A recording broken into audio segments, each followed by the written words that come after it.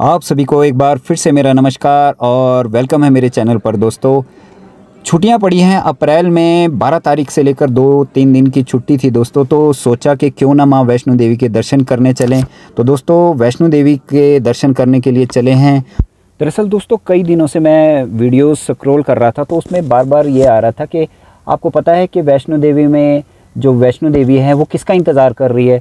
तो कुछ इस तरह के सवाल बार बार रील्स में आ रहे थे, तो मैं आपको इस वीडियो के माध्यम से उसका जवाब भी दूंगा। दोस्तों, दरअसल एक कथा इसके पीछे एक प्रचलित है। दक्षिण भारत में त्रेता युग की ये बात है कि एक राजा हुए रत्नाकर, जो कि माँ जगदम्बा के बहुत बड़े भक्त थे। तो वो उनके पास सुख वैभव तो सभी था, राजा थे तो सब कुछ होगा ही उनके पास, लेकिन एक कमी थी जो कि थी औलाद की कमी उनके पास हर वक्त उनको सताती थी। तो दोस्तों, औलाद सुख के लिए ही वो माँ जगदम्बा की परम भक्ति किया करते थे। तो उनकी भक्ति से प्रसन्न होकर एक बार तीनों देवियाँ, माँ काली, माँ सरस्वती और माँ लक्ष्मी एक बार प्रकट होती है उनके सामने, और उनको उनकी इच्छा अनुसार यानी कि उनको संतान सुख के लिए अपनी पावर का एक एक अंश तीनों देवियाँ उनकी पत्नी के गर्भ में दे देती हैं। तो कुछ टाइम बाद उनके यहाँ पर बेटी पैदा होती है जिसका नाम त्रिकुटा रखा जाता है। तो दोस्तों, जो उनकी बेटी थी उनका नाम था त्रिकुटा। त्रिकुटा जैसे जैसे बड़ी हुई तो उसने अपने पिता को बोला कि पिताजी, मेरा इस सुख वैभव में मेरा मन नहीं लगता, मुझे भक्ति करने का बहुत शौक़ है और मैं घर बार छोड़ करके वन जाना चाहती हूँ। तो पिताजी को भी पता था कि ये तो दिव्य कन्या है, उनको तो पता था कि भक्ति के कारण ही मुझे ये सुख प्राप्त हुआ है। तो वो भी सब ये सुख वैभव छोड़ करके अपनी बेटी के साथ वन को चले गए। तो ये जो वन जाने की जो एपिसोड था, यहाँ पर ये उस टाइम की बात है जब भगवान राम अपनी पत्नी सीता को ढूंढ रहे थे वनों में, जब रावण उन्हें उठा करके उनको हरण करके लंका ले गया था। तो उसी दौरान जंगल में उनकी मुलाकात त्रिकुटा से होती है। तो त्रिकुटा उनके चरण स्पर्श करती है और उन्हें पहचान लेती है। तो स्वयं भगवान विष्णु के अवतार है। तो वो उनको ऑफ़र करती है कि भगवान, मैं आपकी चरणों में लीन होना चाहती हूँ, मैं आपसे शादी करना चाहती हूँ। तो भगवान राम उन्हें मना कर देते हैं, लेकिन बहुत ही वो ज़्यादा उनको वो करती है कि नहीं भगवान, मैं आपके चरणों में लीन होना चाहती हूँ, प्लीज़ मुझे मतलब कि एक्सेप्ट कर लो। तो भगवान राम उन्हें एक प्रॉमिस करते हैं कि मैं जब लंका पर विजय करके वापस आऊँगा और यदि आपने मुझे पहचान लिया उस रूप में, तो मैं आपको स्वीकार कर लूँगा। तो होता ये है कि जब वो लंका पर विजय प्राप्त करके वापस आ रहे होते, तो वो भेष बदल कर भगवान राम और हनुमान जी भेष बदल कर एक वृद्ध के रूप में उनके पास जाते हैं। तो वो पहचान नहीं पाती है। तो बाद में जब वो अपने रूप में आते हैं तो वो बहुत पछताती है कि मैं भाई अपने वादे के मुताबिक आपको पहचान नहीं पाई। तो भगवान राम उनको आगे उनको ये बोलते हैं कि मैं कलयुग में आपसे मिलूँगा और आप जाकर के अभी त्रिकूट पर्वत पर अपना निवास कीजिए और मैं आपको कलयुग में कली पुरुष का अंत करने के बाद आपसे शादी करूंगा। तो दोस्तों, कुछ इस तरह की जो स्टोरी है, इस कथा है, वो इस माँ वैष्णो देवी से जुड़ी है। तो माँ वैष्णो देवी जो है वो उनका नाम है त्रिकुटा, जो कि भगवान राम का इंतज़ार कर रही है। ये उन लोगों के लिए जिनको इसके बारे में नहीं पता था। और इसी के साथ साथ भगवान राम ने ही वैष्णवी नाम भी इस त्रिकुटा को दिया था। एक बाबा भैरवनाथ और माँ वैष्णो देवी जो कन्या रूप में है स्टोरी, वो मैं आपको साथ साथ बताऊंगा। तो दोस्तों, इस वक्त हम दर्शन टिकट के लिए यहाँ पर आ गए हैं। दर्शन टिकट पहले मिला करता था, अब RFID कार्ड बनाया था, रेडियो फ्रिक्वेंसी आइडेंटिटी। तो एक कार्ड बनता है, ये आपको यात्रा करने से पहले ज़रूरी होता है बनवाना। तो यात्रा कार्ड बनवाने के बाद हम चले हैं अब जहाँ से यात्रा की शुरुआत होती है, जिसकी दूरी जो कि पर्ची काउंटर से यानी कि यात्रा कार्ड बनाने से लगभग 1 से सवा किलोमीटर की दूरी है। तो हम यहाँ से वॉकिंग ही परे तक जाएंगे, क्योंकि यहाँ के जो ऑटो वगैरह है इन्होंने रेट फिक्स कर रखे हैं। आप कहीं से बैठो 250 रुपये इन्होंने मांगना ही मांगना है। तो दोस्तों, हम 1 किलोमीटर की दूरी भी हम पैदल ही तय करेंगे जहाँ से यात्रा शुरू होती है। तो ये है वो त्रिकूट पर्वत, जिसकी दूरी यहाँ से लगभग 13 किलोमीटर है भवन तक, और 2 किलोमीटर बाबा भैरव के हैं दर्शन। तो टोटल 15 दूनी 30 आपको आना जाना किलोमीटर पड़ता है। तो ये है मेन दरवाज़ा जहाँ से हमारी यात्रा शुरू होगी दोस्तों।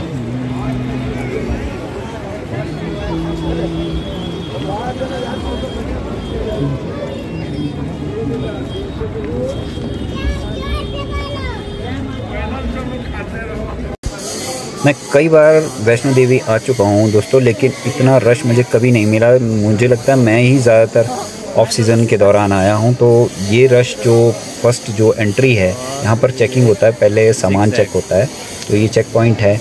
तो कभी भी मुझे इतना रश कभी भी नहीं मिला है। इवन यहाँ पर मैं तो सीधे, जैसे ये भी भवन भी नया तैयार हुआ, अभी 2023 में मैं आकर गया था, तो यहाँ से डायरेक्ट एंट्री होती थी, मशीन में आप बैग रखो और पार हो जाओ।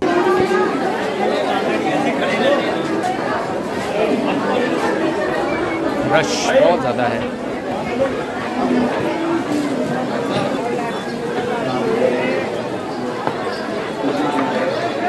फोटो बोलो, फोटो वापसी मिलेगी, फोटो 50-50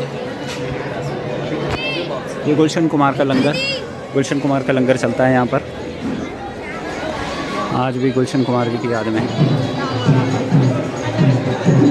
जय माता दी।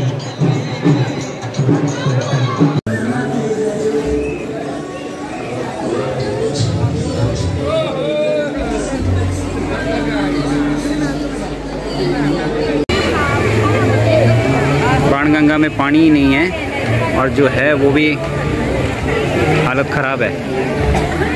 गलतियाँ तो सारी हम इंसानों की ही है।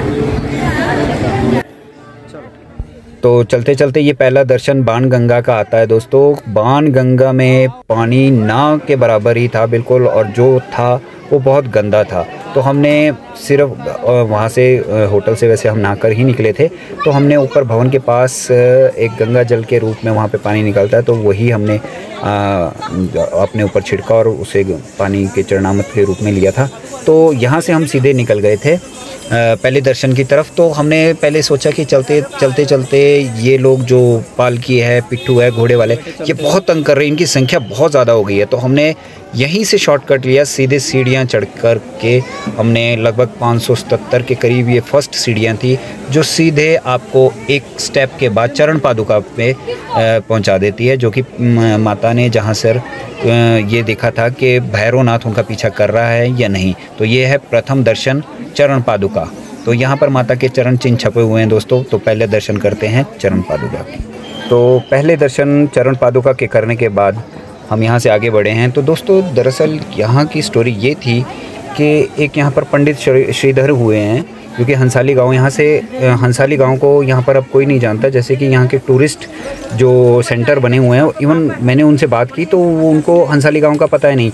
तो उन्होंने यहाँ पर 9 देवियों के नाम से यहाँ पर उस जगह को जानते हैं। 9 देवियों के, अगर आप बोलेंगे कि 9 देवियों के दर्शन करने हैं, तब वो आपको बताएंगे कि हंसाली गाँव, जहाँ पर उस पंडित श्रीधर रहा करते थे। तो पंडित श्रीधर को देवी त्रिकुटा ने एक बार दर्शन दिए और कहा कि मेरे नाम से आप पूरे गांव में भंडारा करो। जबकि जो पंडित श्रीधर थे वो इतने मतलब के गरीब थे कि वो पूरे गांव को भंडारा नहीं मतलब खिला सकते थे। तो इस दिव्य कन्या के कहने पर उन्होंने सभी को बुलाया और भंडारे का आयोजन किया। तो एन समय के पर जब जिस दिन ये भंडारा होना था, तो उस दिन अपने चेलों के साथ बाबा भैरवनाथ भी यहाँ पर पहुँच जाते हैं और पंडित श्रीधर उनका वेलकम करते हैं कि आप भी हमारे भंडारे को ग्रहण करो। तो जब वो अंदर मतलब कि जब भंडारे वाले स्थान पर पहुँचते हैं, तो वो बोलते हैं कि तुम्हारे पास इतना कुछ कहाँ से आया। तो वो बताते हैं कि हमें एक दिव्य कन्या ने दर्शन दिए और उन्होंने कहा है कि मेरे नाम से आप भंडारा करो। तो जो भंडारे की व्यवस्था है वो देवी खुद कर लेंगी, वो जो देवी त्रिकुटा है वो खुद करेंगी। तो इस तरह से उनके ध्यान में जब ये बात आई बाबा भैरवनाथ के, तो उन्होंने बोला कि मैं उस कन्या को उससे मिलना चाहता हूँ। और उस कन्या से जब वो मिले तो उन्होंने ये कहा कि मुझे मांस मदिरा चाहिए। तो मांस मदिरा ना दे करके देवी ने कहा कि ये एक वैष्णव भंडारा है, तो आपको जो सादा खाना है वही मिलेगा। लेकिन इस बात पर नाराज़ होकर बाबा भैरवनाथ ने उन्हें देवी को पकड़ना चाहा, जिस पर देवी कन्या उनसे आगे आगे भागी। और जिन रास्तों से आज हम जो दर्शन कर रहे हैं, जहाँ पर चरण पादुका थी, वहाँ पर माता ने रुक कर पीछे मुड़कर देखा था कि भैरवनाथ आ रहा है मुझे पकड़ने या नहीं आ रहा है। तो ये था वहाँ का पहला दर्शन। और सेकंड आता है अर्धकुंवारी। अगर आप सीधा अभी अर्धकुंवारी जाना चाहते हैं तो वो आप वहाँ से भी जा सकते हैं, लेकिन वहाँ से तीखी चढ़ाई है। लेकिन अब ये नया रास्ता बना है जो कि आपको सीधे भवन की तरफ ले जाता है, जो कि लगभग 9 किलोमीटर के करीब है।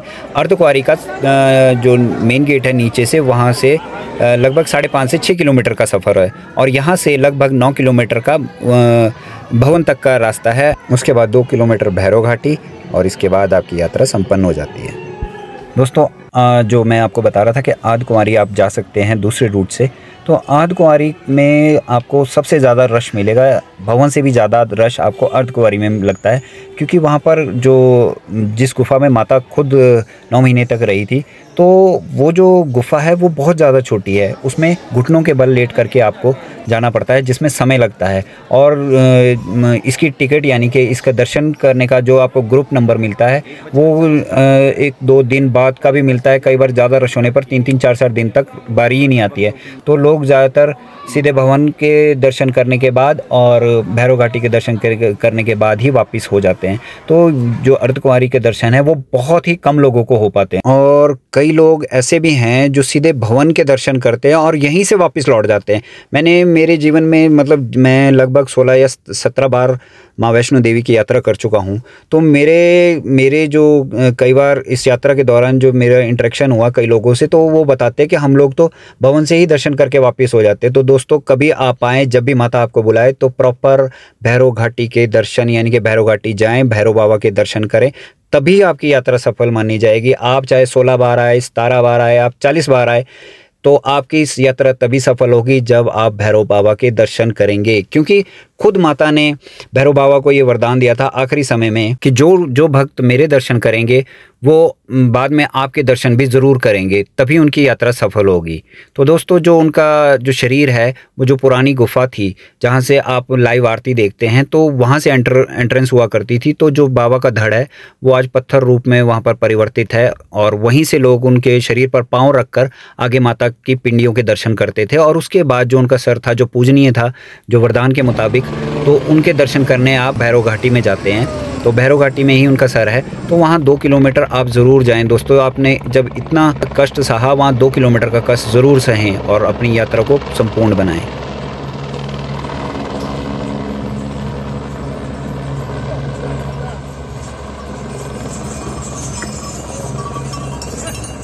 तो दोस्तों, सुबह हमने 9:45 बजे यात्रा शुरू करी थी और लगभग 3:30 बजे हम भवन के बिल्कुल पास आ चुके हैं। रश ज़्यादा होने के कारण हमें लॉकर्स नहीं मिल रहे हैं। दोस्तों, लॉकर्स की बड़ी समस्या रहती है जब भी भीड़ होती है। तो जो आप सामान नीचे से लेकर अपने साथ आते हैं, जैसे मोबाइल है और भी कुछ सामान होता है छोटा मोटा, यदि बच्चों के साथ है तो भी सामान लाना पड़ता है, तो आप भवन में उस सामान को नहीं ले जा सकते। कोई भी गैजेट्स वगैरह आप नहीं ले जा सकते। उसके लिए आपको लॉकर्स मिलते हैं। लॉकर्स में आपको वो सब कुछ जमा करना पड़ता है। उसके बाद ही आप खाली हाथ दर्शन करने जाएंगे। सिर्फ प्रसाद, जो कि आप प्रसाद खरीदते हैं, वो आप अंदर ले जा सकते हैं। गाड़ी ले लो भैया, आओ भैरव घाटी आओ। जय माता दी।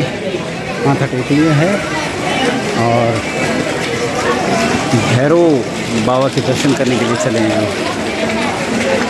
थकावट से हाल खराब। तकरीबन 2 किलोमीटर का यहाँ से सफ़र है बाबा भैरव घाटी का। तो बाबा भैरव के दर्शन कराएंगे आपको।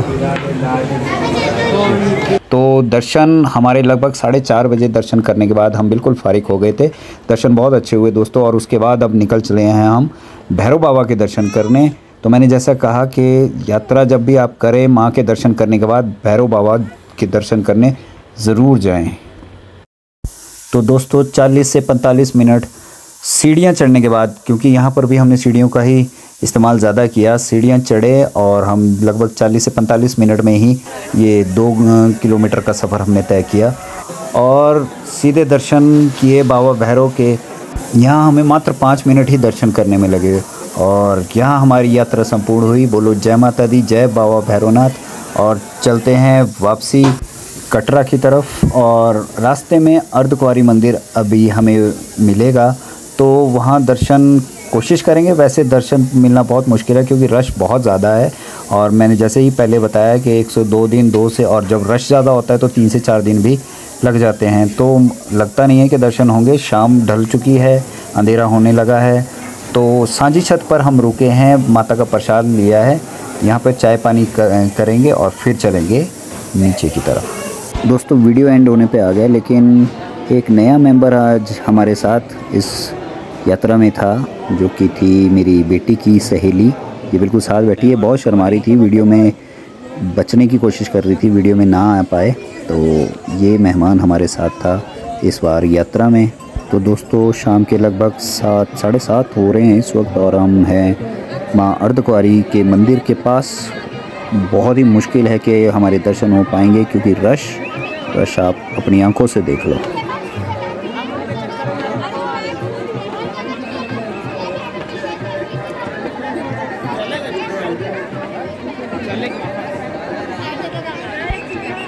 भवन से इस वक्त आरती लाइव चल रही है दोस्तों। माँ अर्धकुंवारी के मंदिर के पास इस वक्त हम हैं और रश जैसा कि मैंने बताया कि दर्शन करने तो बहुत मुश्किल है।